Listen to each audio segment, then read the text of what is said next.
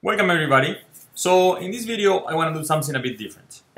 Since I think it's very important that everybody is very used to reading math, and I think for upper division courses is the best way to study math. It's just to read math, but read well. And as opposed to in lower division classes when you just do exercise and practice some technique over and over, there are no techniques here that you need to practice over and over. You need to understand what's going on. And for that, exercises are good because they force you to think about what's going on, but also just thinking through a proof, but reading in an active way, in a way that you're actually thinking about what's going on, helps you understand what's going on directly. So you don't need to kind of look for more exercises or anything. You just need to read carefully what's in the textbook, and maybe if you want other textbooks, and then that's going to help you get the understanding that then you need to understand what's going on in the class. So here is the Transfinite Recursion theorem, but the general form. This is directly from Enderton's. And what I'm going to do is read Enderton's slowly, the way I read math usually. Well, I guess I know this already, so I'm going to go a bit faster than usual.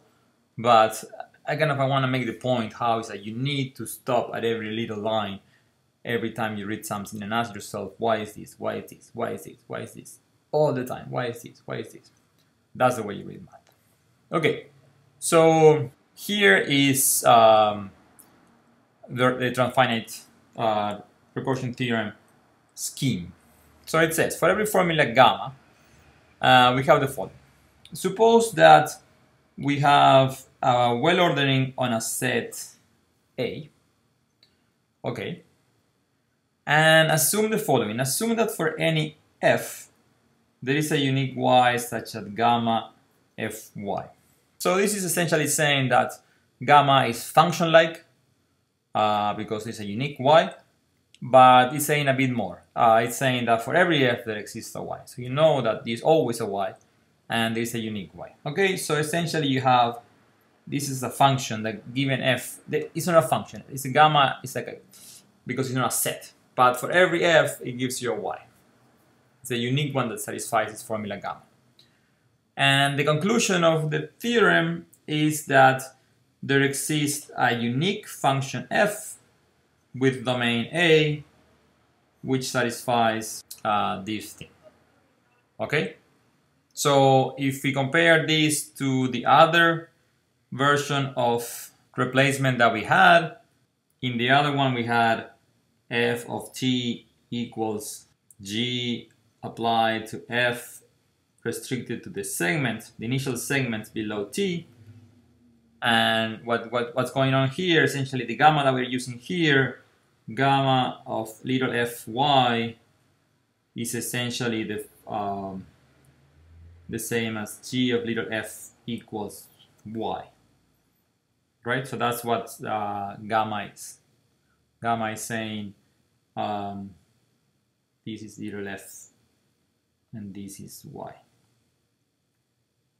equals g of little f. But this is more general because it doesn't assume that such a g exists, because in the previous case the g was a function, essentially a set of pairs, like a graphical function, a set of pairs. While in this case g doesn't need to exist. All that needs to exist is the formula that given f there is a unique y, and that's going to be enough to prove the recursion theorem. Of course, we have to use replacements along the way at some point. So here is the proof of the lemma. Let's read it together and let's see how it goes. So okay, so that's the lemma we want to show. The proof is similar to that of the recursion theorem for omega. So when you read this, it means probably you want to go back and read that proof if you don't remember it, because omega is a much simpler case than the general transfinite recursion, and if you understand that proof well, it's gonna get you like half the way through this proof. So whenever you read that, it's usually recommended to go and read the other one, which is probably easier before. So again, we constructed the desired function f as the union of many approximating functions. Okay, so that's telling us essentially roughly what it's going to do. It doesn't mean anything yet. For t in A, our ordering, we say that a function v, so now v is used to denote a function, is gamma constructed up to t. And okay, so that's a new concept. What does it mean? It means the domain is everything less than or equal t. So it's not exactly the segment of t has less than or equal, so you have to observe that. And for every x in the domain, it satisfies this property up here, which, if you remember, being this state, what are we trying to do? We are trying to define f so that for every t in A, we give gamma f, right? So that's what we are trying to do. And if you see, this is actually exactly the same thing for the function v. So the only difference with f is the domain of this one is only up to t. So that was important to notice, to understand what's going on when you define this new notion. Where is it coming from? Okay, so we know this is the same thing that we want, with the only difference that the domain is not all of A, but just initial segments. Okay, let's go. So first, we claim that if we have two T1 and T2, two elements, V1 is gamma constructed up to T1, and V2 is gamma constructed up to T2, then they are equal for all x below T1. Okay, let's see what it means. So it's good to have always like a piece of paper next to you when you're doing this kind of arguments and to draw the little pictures. If we have the ordering A right there growing to the right, and we have 2 points T1 and T2, then V1 is defined up to here and V2 is defined up to there. And what does it say? This says that for all x below T1,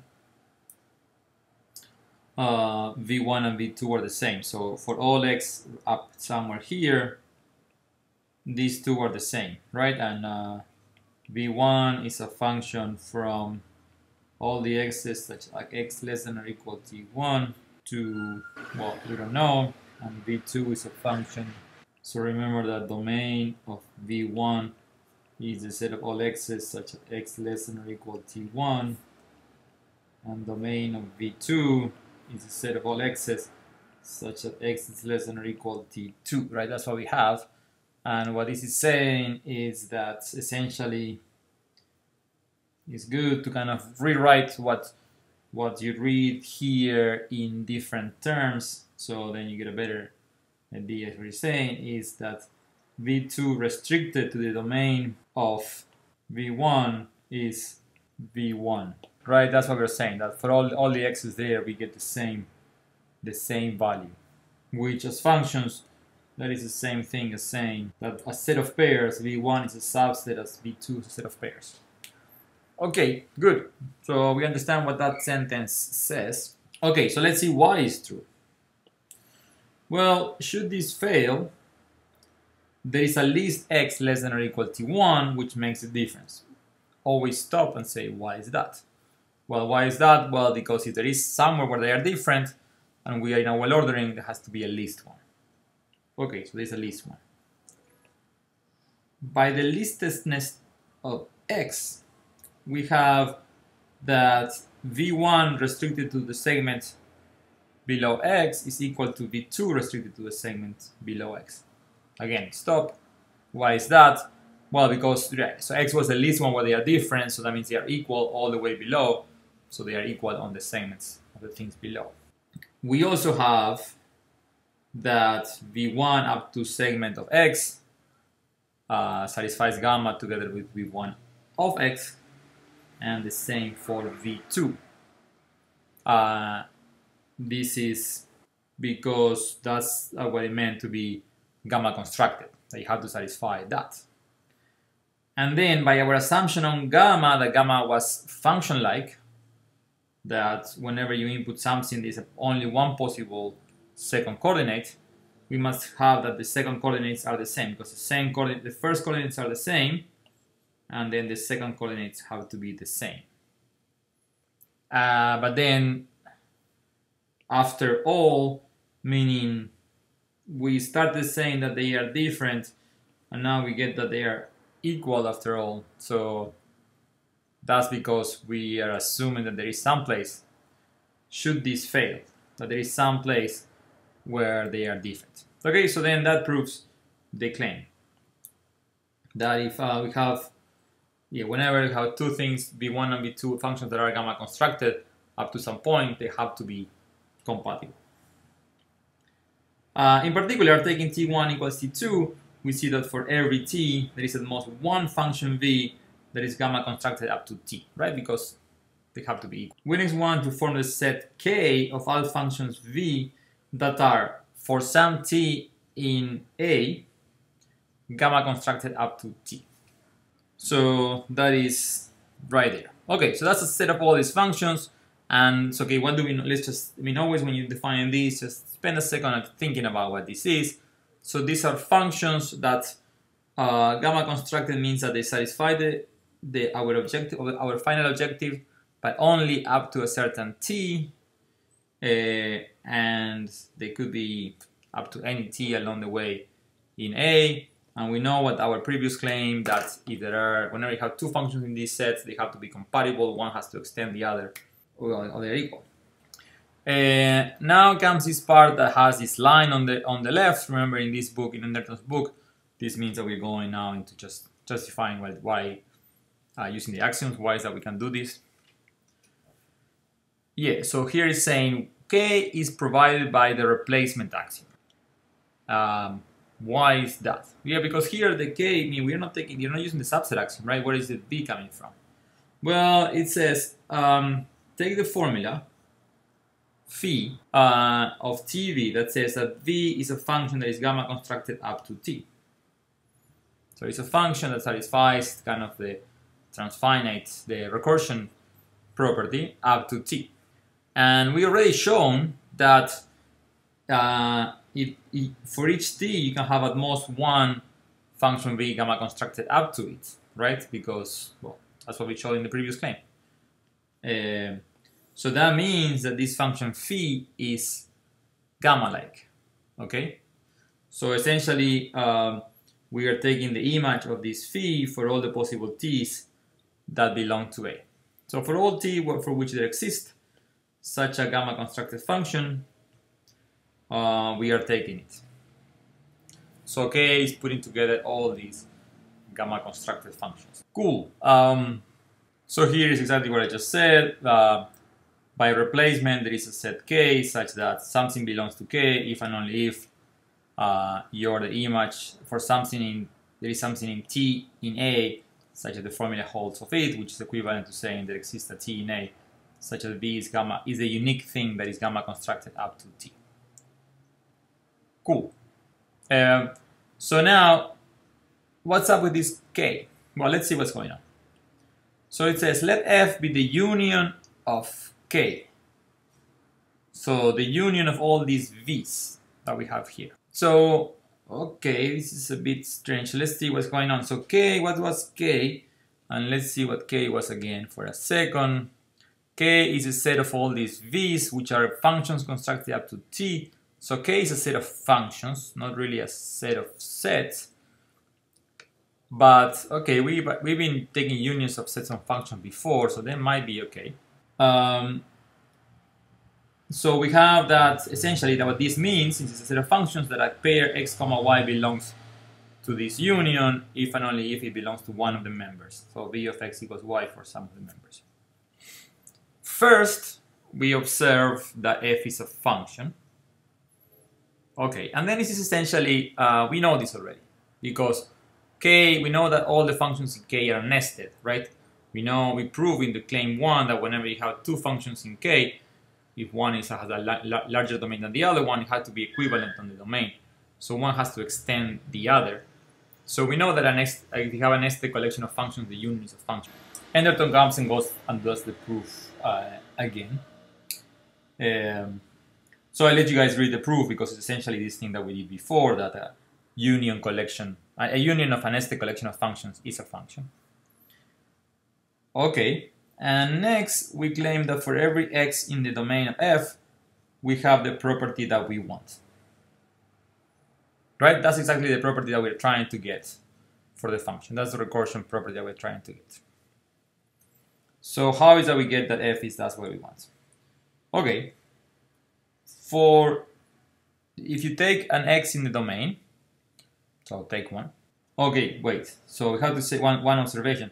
This is only for the x's in the domain of f, and what we want is this to be true for all of a. So this is not claiming that the domain of f is all of a yet. It's only saying that this works whenever x belongs to the domain of f. And then it's going to be, let's see how that goes.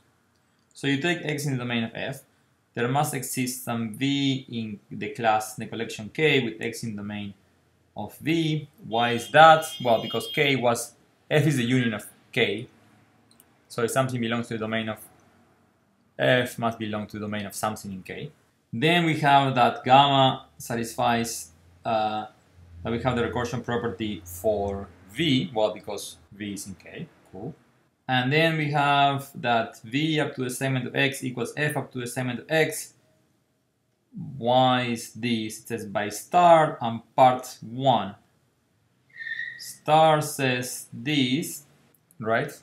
So that means that f is equal, like if something belongs to s, it belongs to b. But part 1 is the one that we proved before, and is that whenever you have two functions, they coincide. So it doesn't matter which function you take here that satisfies this. Any function will give you the same value. So that's how we get that. And therefore, you get that these two are equal, again, by this, the same thing. And therefore, you get, if you replace, since these two are equal and these two are equal, you might have that this must hold for f. That's how you conclude this. Okay? So slowly, each line, you need to know why it's true each line, and sometimes it takes some time to figure it out. Okay, so the point is, so we prove these two. We are not fully there because we would like this to be true for all x in the domain, which is, we want the domain to be everything. So let's see what's coming next. Now we claim that dom f equals a. Okay, so that will give us that f is the kind of what we want, right? So always stop and see why do we want that? Well, because that was our assumption. We want f whose domain a. Why is this true? Well, if it fails, then there is a least element in a minus dom f. Why is that? Well, because a is a well ordering, so every subset has a least element. So if this is not equal, then this is not empty, so there is a least element. Okay, then the segment of T must be a subset of domain F. Why is that? Well, T is the least one that is not in the domain F, so everybody below is. In fact, segment of T equals dom F. And that's, you can see why, because everything, all the domain of F has to be kind of downward closed, because if it has something, it has everybody below. But here it's saying that, it's not saying how is it going to use it, so. But yeah, so if something is outside the domain of F, nothing above can be inside either, because otherwise everything below will be in. Okay, so let's see how it does this. So it says, take the unique y such that gamma holds of f and y. So why is that exists? If you don't remember, go back to the statement. We assume that for every f there is a unique y such that f. We assume that for any f there is a unique y such that gamma holds of f and y. So that's what we're doing here. So we're good. And then we let v be f together with t and y. So let's see what's happening. So sometimes before continue reading, just see what's going on. So what is the domain of this new thing v? Well, it's the domain of f union t, right? Because we're adding one new pair, t. The domain of f was the set of things below t. So actually this is the same as all the x's that are less than or equal t, because we have the segment and t. Okay, and we also added y, so that means that f of v of t is y. Okay, so that's how you define the new function. We added a new value to it. We want to show that v is gamma constructed up to t. Okay, clearly v is a function. That's what we are saying. And the domain is this guy. That's what we were saying. Good. Now, for x strictly less than t, we have that v up to the segment of x equal to v of f up to the segment of t, because they are equal, right? And also v and f of x are the same, because they are equal. So by part 2 here, we get that this is true for v because it's true for f and they are equal up to there. Good. For the case x equals t, we have that v up to the segment of t is equal to f up to the segment of t, and that v of t equals y. Correct. So by our choice of y, mean that that means this, y satisfies that, we obtain that gamma satisfies this. And what is that? There is a parenthesis right there, which you are saying, what is that saying? And you might want to say that's probably a typo. Okay, no more parentheses. Right, so we get that, and then that implies, hence gamma is, the v is gamma constructed up to t, right? We prove it for the ones below and for the ones exactly t.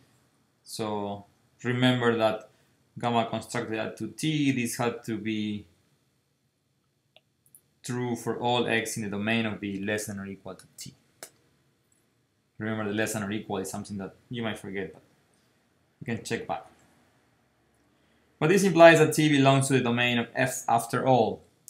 Why is that? Well, f was defined to be the union of all this collection K. This collection K was the class of all the v's that are gamma constructed, so it should include this particular v that we did.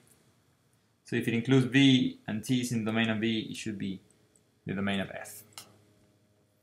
Okay, so that makes sense. And why is the problem? Well, because we started saying if this fails, there is at least t that is in A and not in the domain of f. So that means this doesn't fail. So what is that? The claim domain of f equals A. And that, if we look back at the theorem, how we are doing so far, it says there exists a function f with domain f such that this holds. So we show that such a function exists with domain A satisfies this for all t in A. Good. What are we missing? That is unique. Part 4. Finally, we claim that f is unique. Good. 4. Suppose that f1 and f2 both satisfy the conclusion of the theorem. Why is that? Well, we're going to prove it's unique, so you just take two things, satisfy the conclusion of the theorem, and then you prove they are, with the objective of proving they are equal. We can apply Transfinite Induction. Okay, we can. It's not saying how, so let's see. Let B be the set on which f1 and f2 agree. So it's a set of all t's in A such that f1 of t equals f2 of t. Okay, that's where they agree. It suffices to show that for any t in A, if the segment of t is included in B, then t belongs to B. Why is that? Always thought. Well, that's because by transfinite induction, this property here implies that B equals A, right? That's what transfinite induction says. And then that, by definition of B, that implies that F1 equals F2 everywhere in A. So that's what we are trying to show, that those two are equal, so therefore F is unique. Okay, so suffice to show that. So I'm guessing that's what it's going to start doing now. But this is easy. Never trust when somebody says this is easy. If the segment of T is included in B, which I guess that's what we are assuming, we are trying to prove this, right? So the segment is included in B, then we have that F1 up to the segment equals F2 up to the segment, right, by definition of B. And we also have that gamma satisfies this property for F1 and the same for F2 because that's the property of the theorem, the conclusion of the theorem that we're talking about, right? That's why. And then from that, you get that by our assumption on gamma, we conclude that F1 equals F2. Yes, because if they both satisfy this gamma thing, gamma is a unique element that satisfies these things. And hence, T belongs to B and we are done. We can just like look at that back again. This one is equal to this one, right? That's what we are assuming. We have right here. So therefore, by our assumption on gamma, this one is equal to that one. And therefore, T belongs to B. And we are done in the sense that, yeah, we got this, and if we get this, we get this, and if we get this, we get the uniqueness. And if we get the uniqueness, we get what we are missing to prove the theorem. So that proves the theorem. Good. So that's the end of the proof. So that's a line-by-line check, which is always important. So that helps you understand what's going on. But always after you finish reading a proof and you got the line-by-line, you understood each line, sometimes that doesn't mean you understand what's the whole picture. So it's worth to kind of step back and now see if you can see the whole picture in the proof, or at least the main steps. Can you just describe the proof in a few words? And if you want to describe the proof in a few words, essentially, the way I would describe it, what are the main points? The main point is first define this notion of gamma constructed up to T, which is a property that we want F to have, but only on a domain up to a certain point. So we don't do it like all of the domain of A, but only half the way. And we look at that property, okay. And then we want to consider this collection K of everything that satisfies that property of being gamma constructed along the way. So what do we need to do? We need to show first that any two functions in K are compatible, so that if you have two functions in K, one is an extension of the other one and they match and they give you the same values on their intersection of the domains. And that also implies that for each T there is a unique V that is gamma constructed, so it allows us to define K using replacements. Otherwise we couldn't prove this theorem without replacement axiom. So the replacement axiom is used there, but also now we have that the K is a collection of functions that are nested. So since they are nested, we can take the union and that's going to give us a function, and we can prove that the function satisfies also essentially the gamma constructed property on the union, which is what we want. Then you prove that the domain is everything of this union, and then you prove that it's unique. And those in both cases the proofs are going by showing, okay, so if it's not, the domain is not everything or it is not unique, there is at least elements where this fails, and then you play with that element and get your contradiction. So yes, that's how you prove replacement. See you guys next week.